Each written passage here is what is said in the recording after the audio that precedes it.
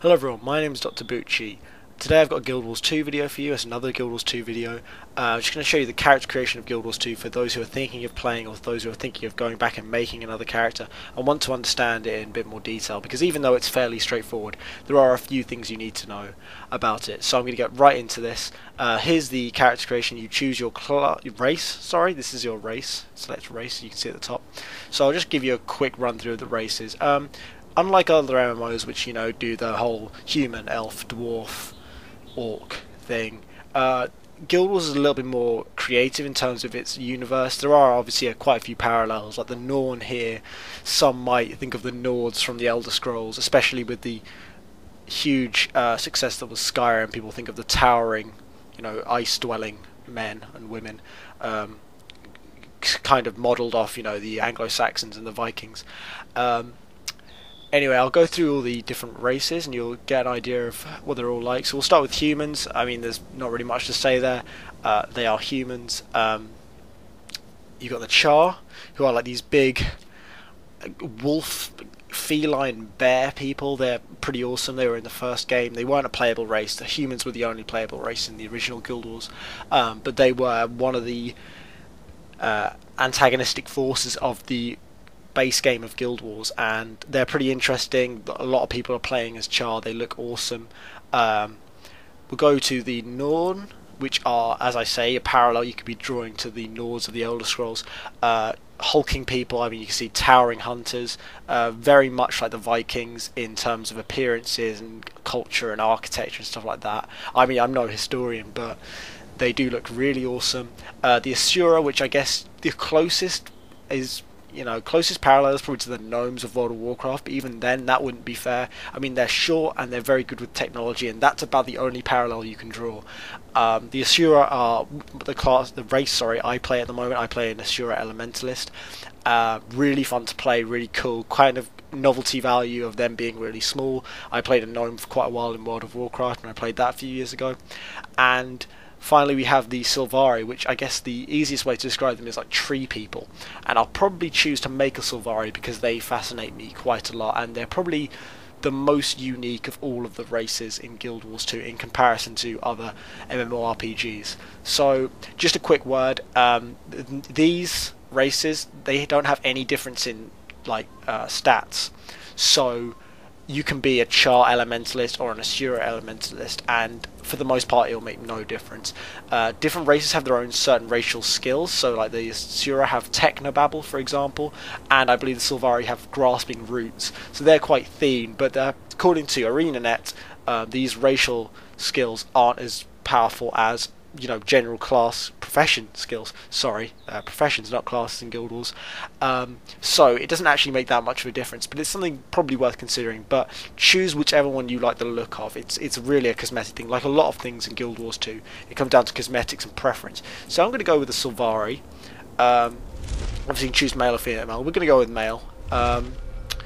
And here are the 8 professions. I'm going to go through all of them, give you some parallels to other MMORPGs in case you don't know. And for those who have never played an MMORPG, I'll try and explain them in as much detail as I can, bearing in mind I've played 7 of them fairly briefly and 1 of them in a lot of detail, which is the Elementalist. So the Elementalist is, he harnesses Tyrion's natural forces, so they are able to use the powers of fire, earth, water and air, or wind, in order to fight enemies. And they also have arcane powers.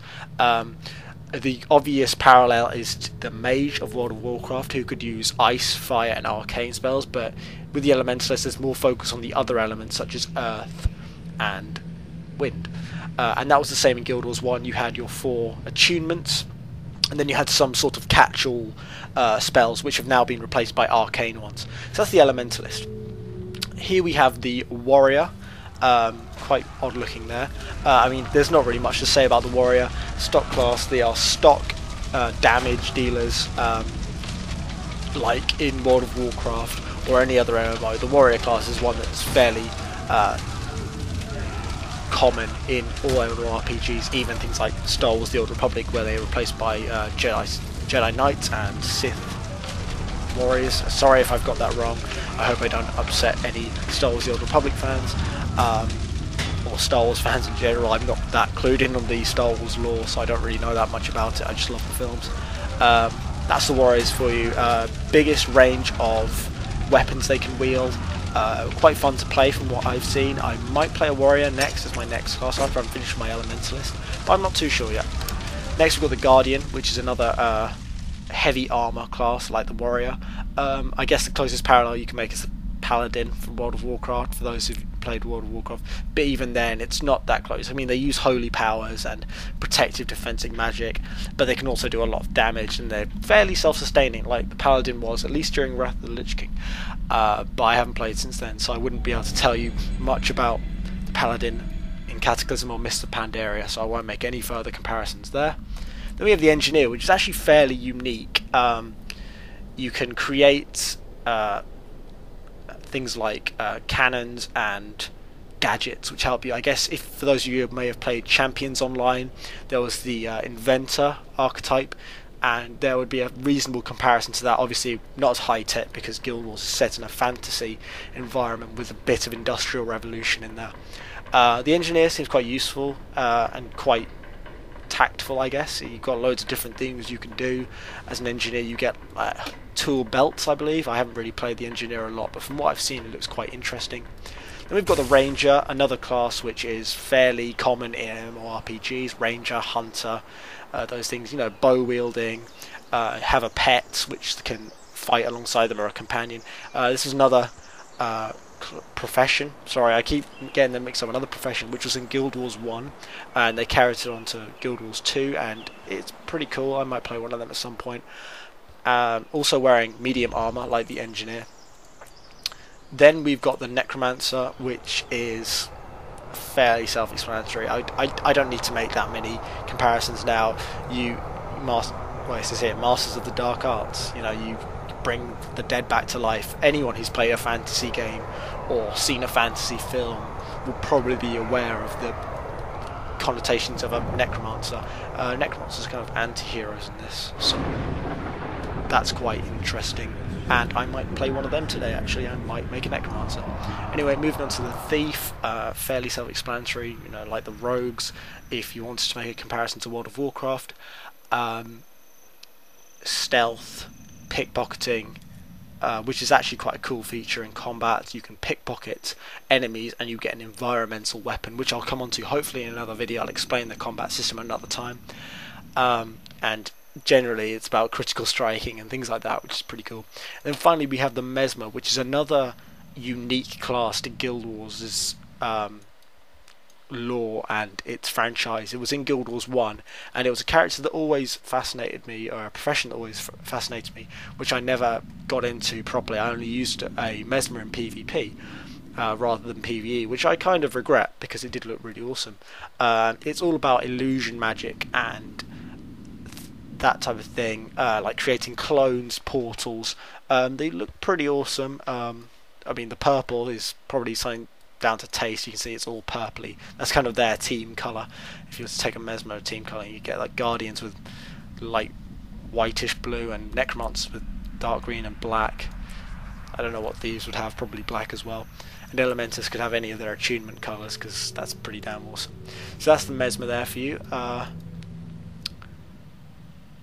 Again, light armour like the Necromancer. I should have pointed that out. Although in Guild Wars 2 they've made an effort to get rid of the holy trinity of having a tank, a DPS and a healer.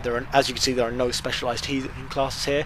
In Guild Wars 1 they had the monk, and in World of Warcraft they have the priest, but they've done away with that in Guild Wars 2, and every class is able to self-heal, and most, if not all, to my knowledge, are able to support heal in some way. But I'll tell you something about the armour types. So there are 3 different armour types in the game. There are heavy armours, which are used by the soldier classes, which are the warrior and guardian. There are the adventurers, who use medium armour, which are the engineer, the ranger and the thief. And there are the scholar classes, which are the typical more mage-like classes, which are the elementalist, necromancer and mesmer, and they use light armor. And as you can imagine, the more the stronger the army you've got, the more defense rating you have, I suppose, and probably the more tanky you're going to be. So even though ArenaNet have tried to get rid of the Holy Trinity, which I credit them for, it's a really good idea, it hasn't been completely phased out. And Elementalists and Mesmers are, for the most part, more squishy than Warriors and Guardians. That's just how things are. I'm grabbing the sword there. I'll just grab that sword.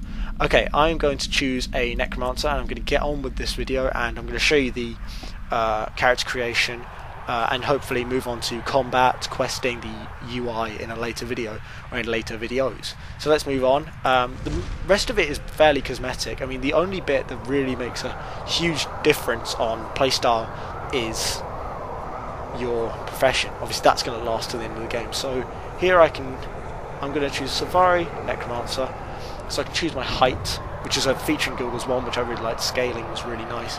It just made a little bit more variety, unlike in other MMOs where all of a certain race are the same height. So my Asura Elementalist is the smallest he can possibly be, so he's nice and diddy for people to see. So we're going to make him this tall. We're going to make this Sylvari this tall. I like his mohawk as well. It's kind of like grassy mohawk. Sorry about that, I just had to go and deal with something, although you guys probably won't notice that anything went away, although the animation might have cut a little bit. Anyway, so now you've chosen his height, we'll take that. We'll go for physique, which I guess is just kind of their build. Obviously physical build, not their... Should we make him quite fat, or should we just make him... Let's make him... I don't want to make him too skinny, he looks a bit weedy. That, no pun intended. It's also skin colour, obviously, because they are Sylvari, they are kind of tree people. You can have all sorts of different colours, which kind of all fit in, like spring green, raspberry, shy rose, light lichen, and frost green. I don't know why that's in brackets, like maybe that's just succulent frosted. Night sky, these are pretty cool actually. I might experiment a little bit more, because obviously with other classes, races, sorry, you don't get as much of a range. Obviously you can't go around like with a, I don't know, like a light blue human or something like that. That doesn't really work. Go for teal shade, that looks quite dark and sinister. Then we've got skin pattern, which is, I think, is quite unique to Sylvari. The Norn have tattoos, and I think the Char gets to choose tattoos as well, or I'm not entirely sure. Now skin pattern, this isn't really, can't really see what's going on. I think I can remove armor, hide armor, there we go. Oh, that's a bit revealing. So you can see here there's really just kind of the moss covering, and then you can choose the pattern. That's really awesome actually. And then you choose the glow intensity, although that doesn't seem to affect it that much, which is a bit disappointing, but maybe that's just me, and lowered settings of some sort. Let's try ultramarine, and then blurple. I didn't realise that was a colour. Oh, actually that is pretty cool. Looks like something from a Tool album cover. Okay, let's go on to the head type. Now this is really cool with the Sylvari, with the hair. Their hair is kind of like leaves and stuff like that. So this is what I found, which I saw recently, a sort of mushroom head there. Different, I mean they're basically just normal hairstyles, except for that one. I guess that's kind of like, it's like an afro maybe. I mean like they're kind of taken on an afro. It's basically just normal hairstyles, but all shrubberied up. You can go bald if you wanted. I'm going to go with some hair because I think it would be a shame to... I'm going to stick with the mohawk. That actually looks really awesome. You can put it in a colour. Let's give it something quite interesting though. Also something kind of sinister to match the Necromancer style. Yeah, that looks good. Let's go from there. Okay, then we can choose face types and skin colour. Now that looks really sleek. I like the moustache. So you can see they've taken human facial features and facial hair, and they've kind of turned it into these characters, which makes them quite relatable in a way. They don't look too alien. They look alien enough to be, wow, it's a Sylvari, to have the novelty factor of it, but they don't look too distant to humans. So we're going to go for... I don't really like the goatee. That looks quite feminine actually. I like the antenna though. It's kind of like a bug. Let's go with the this one. That looks kind of scary. Oh, actually, we go with the sleek one. That looks kind of good. Okay, then we've got the ear type. I mean, as I say, these are all cosmetic. This is completely cosmetic. You can do whatever with these. Just choose something. But I just wanted to show you the complexity or the amount of choices in Guild Wars 2, which is actually quite a lot quite a lot more. Sorry, than other MMOs, which is always a relief. I think this is eye color, so I can just change that to. Can I change it to like black? Oh, that's kind of cool. Okay, that looks really creepy. Yeah, let's change it to straight black. Okay, and obviously you get loads of adapting of armor. Now, obviously, when you're all kitted up, you're not really going to see much of this, which is a shame. But I guess if you wanted to show it, there's an option to turn off helmets. So even though you've got the stats of the helmet on, or the hat, or whatever you're wearing, you don't see it, so you can show off the character's face a little bit more, which I will definitely be doing on this character. Not so much on my Zero, because it's got a really stupid looking ponytail. Let's just see if I can make the hair longer. Is there an option to do that? Okay, maybe not. Okay, then we've got... Whoa! That's kind of cool. The Necromancer mask. So you can toggle the lighting and you get an idea of it. There we go. There's the blurple glow coming through there. Anyway, so now we can choose the armor die, and unlike Guild Wars 1, in which you had to buy armor dice for one consumable use, in this you can re-dye armor at any time. You find dies and you use them, and then you keep it for that character. So you get these stock dies, and then you can get more throughout the game, and you can change them at whenever you wish. You can change them on the spot. We're going to go for something quite simple, although we're going to try and avoid making it too samey to the... That might have to do, although it doesn't actually look that nice. Let's just go for matte, and we'll go for stone, just to make it look fairly sinister. And then for this we'll just use limette. It doesn't really look really blue. Sorry, this is just me being pedantic now. Okay, we'll just screw it, just leave it there. Obviously these can all be changed, so you don't have to worry. That's something I should probably point out. You don't have to worry about getting this spot on when you're making it, and also you'll get more armor as you go along, and then you'll be able to adjust that. Because obviously this might look good here. Well, I don't think it looks particularly good, but in another armor set it might look horrible, and then you might want to change it. Anyway, we'll just go through all these. Just do the shoes as well. They're kind of already done. Yeah, we'll go with that. That looks kind of cool, especially the face mask. Although I'm a little bit disappointed because I did put a little bit into the face. Anyway, going on from there. Okay, this is where it starts to change the opening parts of the game. This really, to my knowledge, only affects the early part of the game and the early quests in the starter area. So anyway, Necromancer's close companion is death. In acknowledgement of this, I mark my face with the symbol of a trickster. Oh, this is cool. Ghostly wraith. I can't really zoom in, which is a little bit annoying. We'll go with a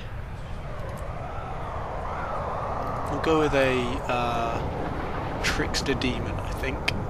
Even though it doesn't really show that well there. That looks quite cool. Driving coming, but I use my charm dignity of ferocity, and this I think changes the way in which characters will interact with you in the game. Not so much in cinematics, but when talking to people, like when you greet NPCs, although I'm not entirely sure, and to be honest I haven't seen that much of a change when I've had higher charm than dignity or ferocity.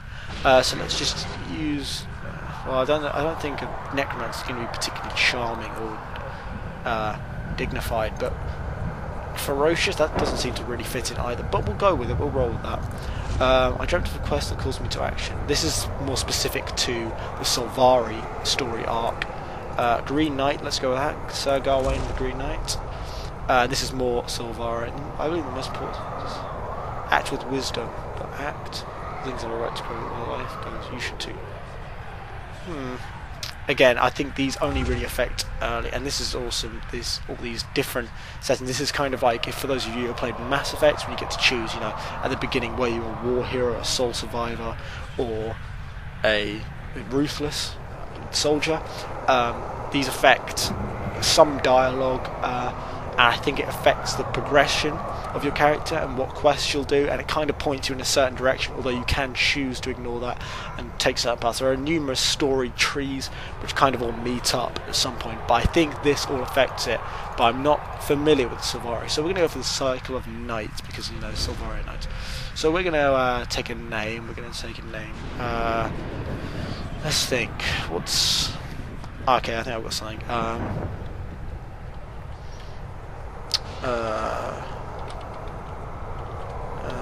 No, let's go for...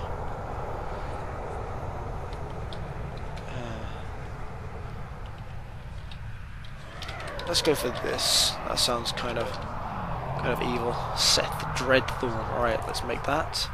Hopefully that will be taken. And then we have this cinematic, which gives you an idea of... Oh, something's wrong here.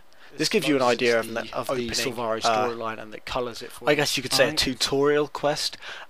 These have all been really interesting for all the ones I've played. I've played the Norn one, I've played the Asura one obviously, and now I'm about to play the Silvari one, but I've heard cool things about it. I'll probably cut this video here. There's probably going to be a cutscene here where I'm talking to someone. I'll probably just skip that.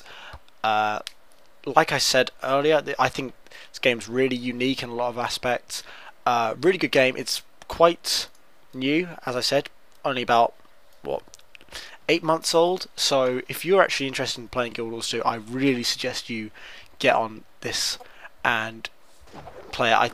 I couldn't say how much it costs, you know, obviously because it's different regions, and I don't know my, whatever you call them, different pricing and stuff. You know, this goes to show how little I know about conversion of, you know, currencies.